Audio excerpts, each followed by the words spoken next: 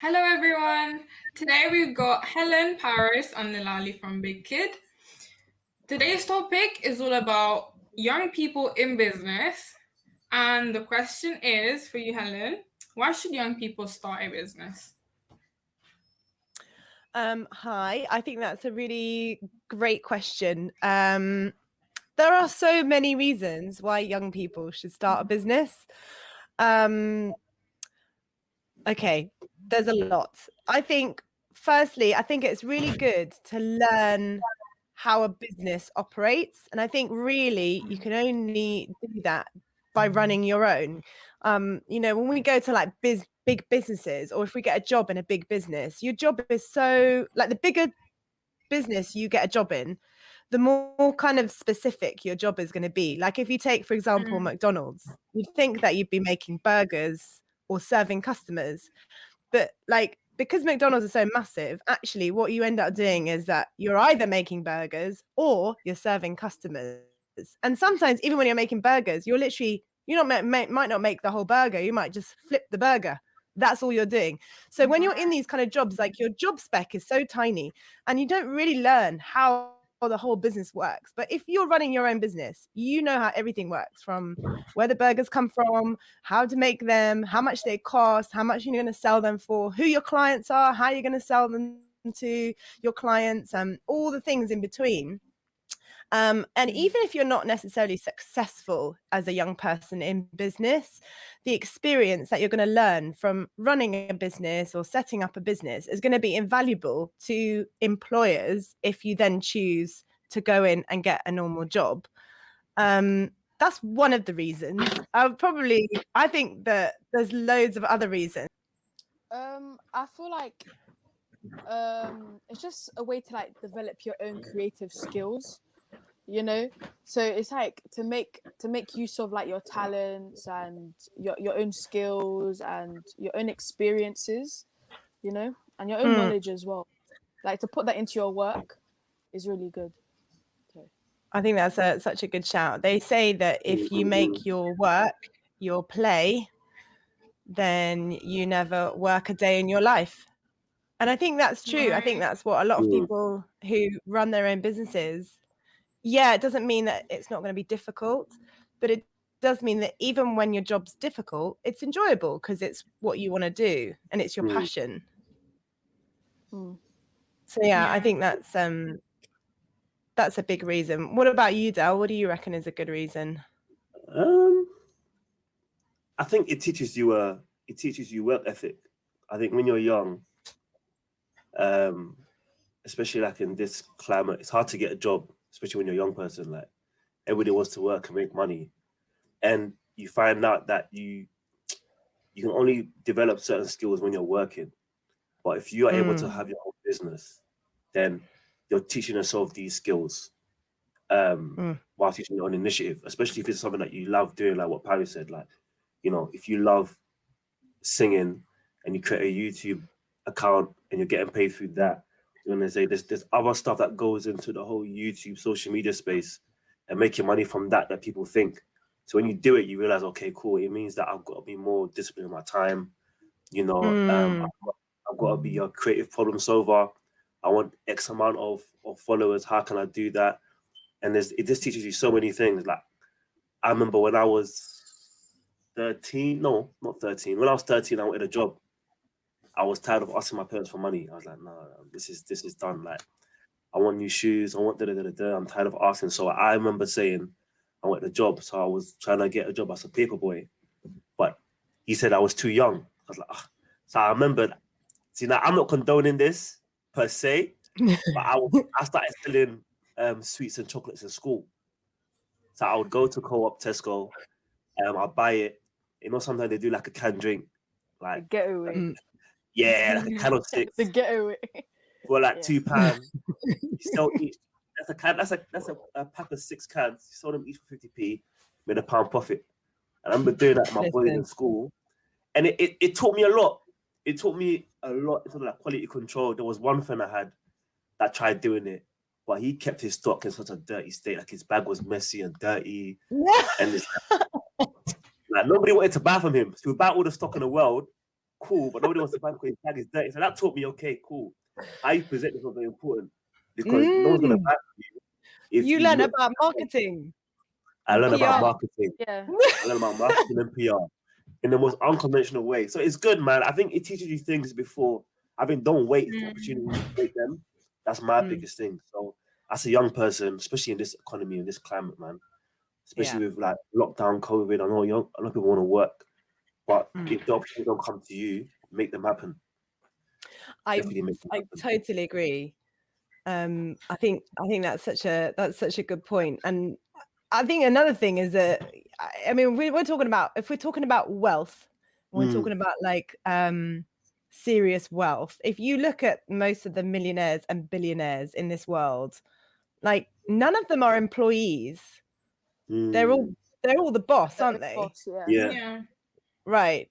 I mean, unless you're like a banker, I think, or maybe a lawyer, but even a lawyer, like mainly banker. Like if we're talking, if you want millions, that's like one of the only actual jobs that you can earn millions in.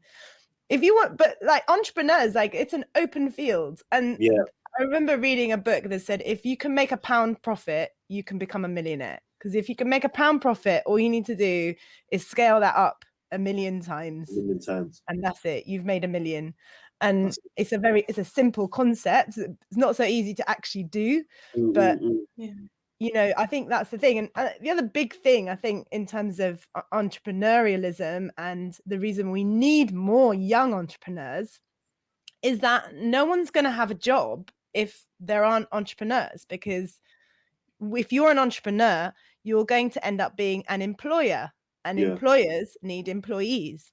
And so, you know, if there's going to be jobs, then we need young people to be starting businesses, and we need those businesses to be successful, so that they can employ other people, and so that there are jobs available for other people. It's really good for the economy to have new businesses, young entrepreneurs. It's a really good thing for a thriving economy. To do with like the Lali's point as well, like his little backstory with him like selling candy and like selling drinks in school, you know, it's actually good to be your own boss, because it's your own independence. It's your own independence. There's no one to tell you what to do. As you said with your friend, you know, his bag was messy, all of this. It doesn't really matter. If you're the boss, if that's how you want to be, that's how you want to be. Obviously, there's safety and like health hazards and all of that, but you don't really have to worry about that in school, right? Like right now, it's all about in the future when you actually get your own business and all of that. But your own independence is great, you know, you're doing stuff out of your own discretion. You're doing stuff, you know, what you like to do. Like you're not, no one's bossing you about, you know. So yeah, I think I agree with that. Like, because even me saying I learned that, he learned that too. Yeah, And like, he learned that then learning that later, because he's quite entrepreneurial as well. What's he doing now? I think he's into music. He's into music now, so he's trying to get his career off the ground. I think he's got a couple of like side ventures he's trying to get up off the ground as well. So he's more or less in that kind of entrepreneurial era anyway, right now. So like like you're right. He did it. I mean that's the thing. Is just do it. So there is that balance between trying to get things perfect and just doing it and starting it, because you know, cool, you take a loss and you take a hit or you take an L. Like people are making fun and saying, "Oh no, your back's dirty, man." Well, who's the one making the money? Who is the one making the money right now? I mean, was he though? Was he making money though? But the point is, like you said, like he learned that, he knows now, and that's focusing later. But I think it's harder when you're your own boss, you know. And I don't think it's necessarily true that you don't get bossed around. I think, I don't know. What do you think this is? I feel like, I agree in the sense that as the boss, you have a lot more responsibilities and a lot more things on your plate to think about. It's definitely, I agree that it wouldn't be easy, but at the same time, you do have, in a way, the final say, even though, of course, there's your team, and so there's that input that you have to take in account. You know, it's not just about yourself, but at the same time, you do have the final say, and in that sense, you still are, you know, your own boss. Being a young person, in fact, you know, some things will go wrong, undoubtedly, but at the same time, you can take risks, and you Mm, can go wrong here and there because you're 100. starting out and you're young, and so the aftermath won't be as heavy as it would be Mm, later on in your career. 100%. So I think there's definitely like advantages to starting out as a young person. Mm, I think that is such a good point, because I think I certainly didn't really appreciate this as a young person myself, that you have you're living with your parents for the most part, and they're feeding you for the most part, and they're transporting you places, or you have free travel, free and so your transport. overheads, because when you're an entrepreneur, you are an overhead to your business, Mm-hmm. because Mm, all your expenses, your home and your car and your travel and your food, that's all like what your business has to pay for that. So as a mm, young person, like, you don't have to make that money because that's all being covered. yeah. So 100. it's really like, it's such a brilliant opportunity to go out and make mistakes. Go and make Yeah. your mistakes, because it's not going to make you homeless, which when you're in your 30s, potentially it could also, Yeah. make 100%. your children homeless. And like there's such a bigger consideration, which means that the Bigger risk you're burden. taking is much bigger. Mm-hmm, And mm-hmm. a lot of business and financial management is about risk management. And so when we're talking about risk management as a young person, like, it's very low, especially if you're starting like a business, like Dell was saying, in terms of like selling snacks at school. Like, it's not, if you don't sell your stock, it's not all going to go off at the end of the day or whatever. Yeah. You can Just get eat through it. it. Yeah. Just eat it. If it's the chocolates, maybe. But the discipline was low. You get home and you snack on it after school. I love it. But it's true though, because even like let's say you get like an allowance, right? That was the money that we were using as like young entrepreneurs. Is that okay? Cool, you get £10 a week. I'm look. Nutrition is very important. Like, eat, but I say this because obviously trying to run a business and trying to do stuff that takes that kind of initiative requires like risk and sacrifice. So like there was days where, cool, instead of me spending the £2 I would get for the day, I would take food from home. But you can do that because you're at home. Right. Your parents are buying the groceries. You're not chipping in to buy groceries. So I would make TT sandwich. That £2. Okay, no more, no chicken and chips today. No Dixie, no favorites, no Mollies. Let me buy the stock with that, and I have my ham sandwich and my really salted crisp.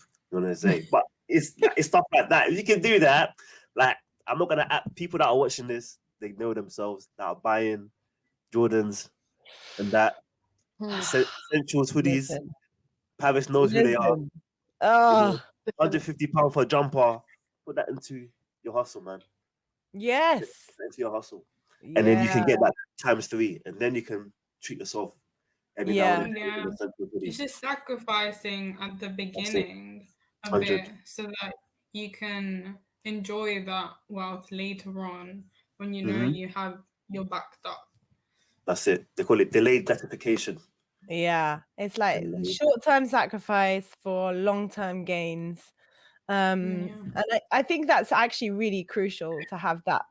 I think that's a mentality, and I think that a lot of people don't really appreciate that that's a mentality. I think I don't know, people that have it don't necessarily understand people that don't have it. Yeah. And I think that it's something that is, it's an adjustment in your mind, that you have to kind of understand that, okay, I can't have this today, so that I can have it for all of my tomorrows. All of my tomorrows. And I think that's a kind of concept, isn't it? It is. But it's hard. It's hard to have that. I get it. Especially when you maybe come from a working class background, where, okay, maybe when you start working, your parents weren't really able to buy certain things for you. But now that you're working, you've got your part-time job, you can afford that. So you're not really thinking about making more money. You're like, oh, okay, cool. Before, all you know is my parents couldn't buy me this before, but I can buy it now. So I want to buy it. So I get it. It is hard though, but like you said, Helen, it is a mentality. But I guess that's why I have the right people around you. That's why your family is important, because you might not see it that way, but your friend will see it that way. Yeah. You know what I mean? And then they'll be like, okay, you know what? You're working at Tesco's now. Like, I'll save 50% of that and put that towards a venture, man. And that's your peer, that's your friend, as opposed to Yeah. your dad or your mom that's saying that. So you're more inclined to listen. Yeah. Yeah. And Yeah. you know, I think when you think of these, like, if you think of even like Tesco started as like any normal little shop. Like, it wasn't born as a massive conglomerate like it is right now. Like, it started with an entrepreneur, possibly Yeah. a young entrepreneur. I don't know. Mm. I always say this, like, Amazon was a bookshop. It was like an online bookshop, and it was like Oh, one of the wow. first online bookshops. And I remember when Amazon launched, and it was like, oh yeah, like you can buy books online. And we're like, what? And then they're like, oh, now they're doing CDs and DVDs, and it was like, oh my goodness. And then they did the whole next day thing, and then now suddenly, like, you could It's buy a got house everything. in Amazon. Like, there's Yeah, nothing anything. you can't buy from Amazon. But I always remind myself that it seems so massive and out there, but it didn't start like that. It started At as all. a bookshop, and that was it. 100%. So Yeah, I I think think like young ideas of today are the massive businesses of tomorrow.